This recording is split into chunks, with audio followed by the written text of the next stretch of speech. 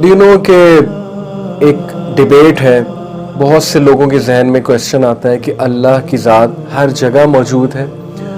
آپ نے شعر و شاعری میں سنا ہوگا، ایک کنسیپٹ رائج ہے ہمارے معاشرے میں، اسپیشلی سب کانٹیننٹ میں، کہ اللہ تو انسانوں کے دل میں ہے.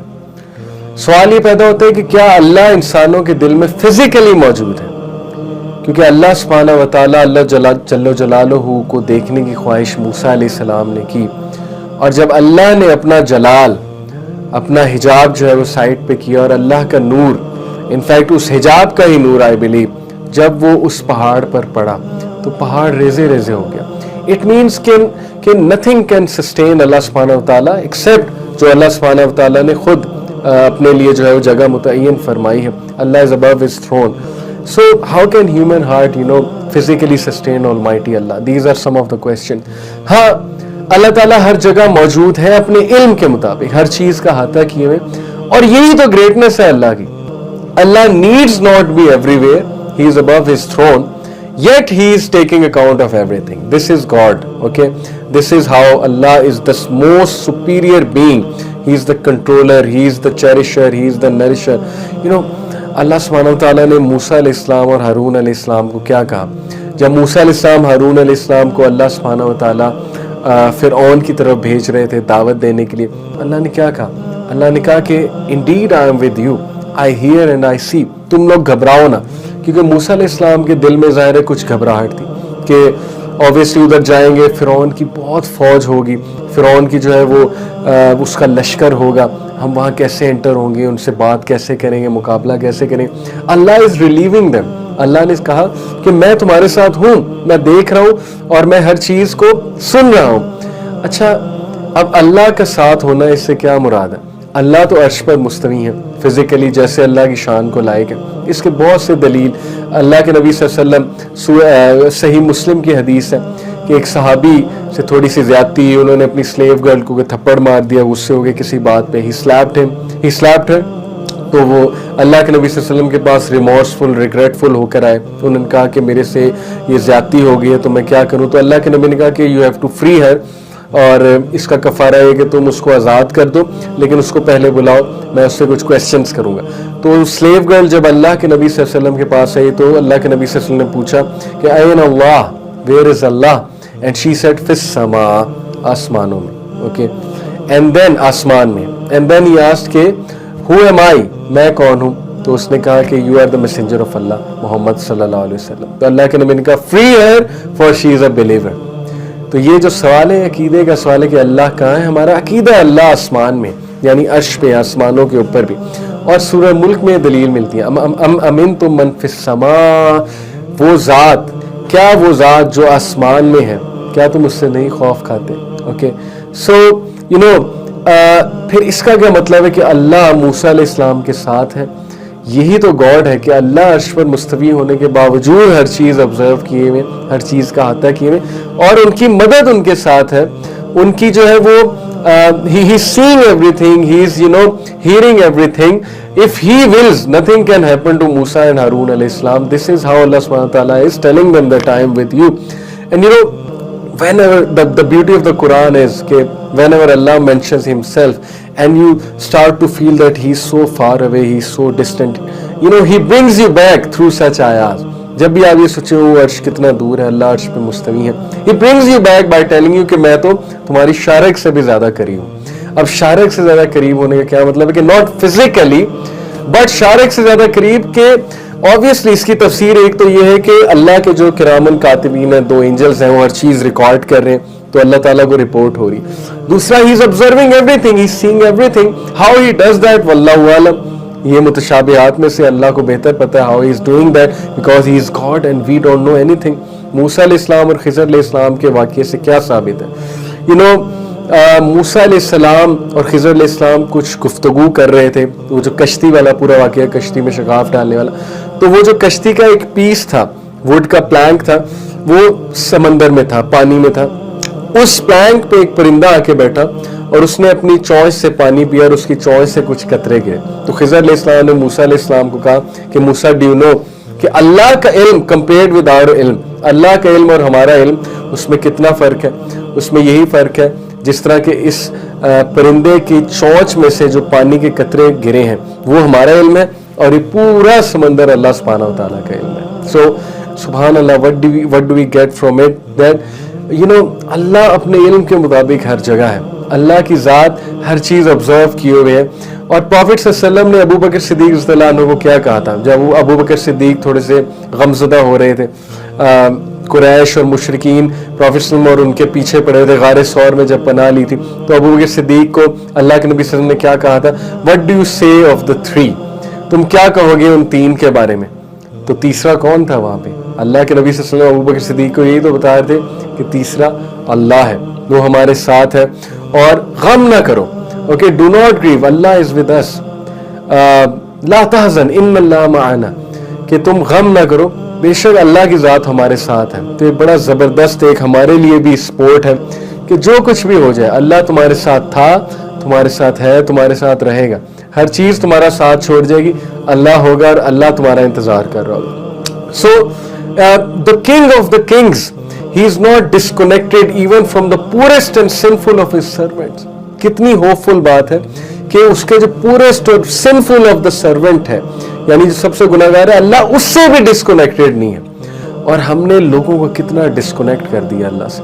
ہم نے بیچ میں جو ہے وہ کیا کیا چیزیں ڈال دی ہیں کہ نہیں پہلے یہ کرو, پھر اس کے پاس جاؤ, پھر اس کے پاس جاؤ, سفارش کرواؤ, ایسے کرو ویسے کرو.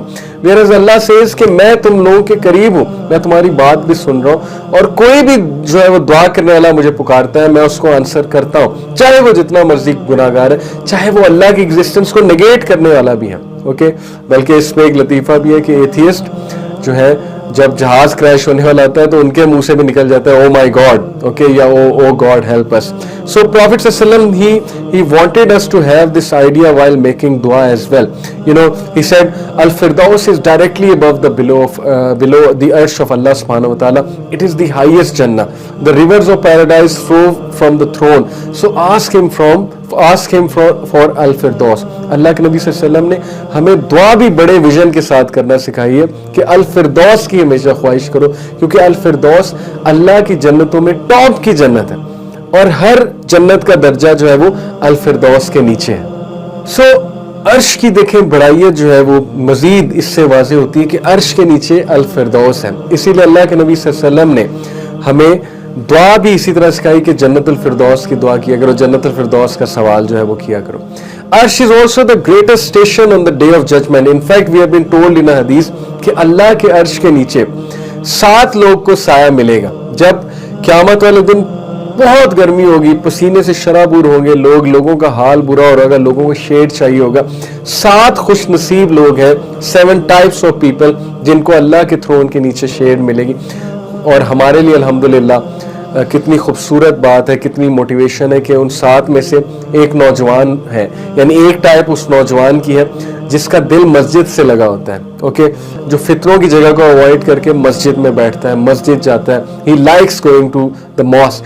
And then one of them is, ایک جو ٹائپ ہے وہ اس نوجوان کی ہے جس کو گناہ کی بڑی چاہت ہو, لیکن وہ اللہ سے ڈر کے گناہ کو چھوڑ دے. این اس وقت جب وہ گناہ کرنے جا رہا ہے اللہ سے ڈر جائے, اور اللہ سے ڈر کی وجہ سے وہ گناہ کو چھوڑ دے, وہ ٹائپ بھی اللہ کے عرش کے نیچے ہوگی.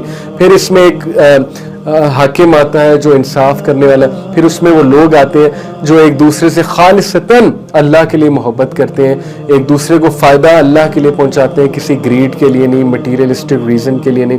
پھر اس میں وہ لوگ بھی آتے ہیں جو کسی کا قرض معاف کرتے ہیں. اوکے, کسی کو قرض دیا ہے, اس کا قرض اللہ کو خوش کرنے کے لیے معاف کرتے ہیں, and so on and so forth. The 7 type of people who will be under the shade of Almighty Allah, under the shade of throne of Almighty Allah.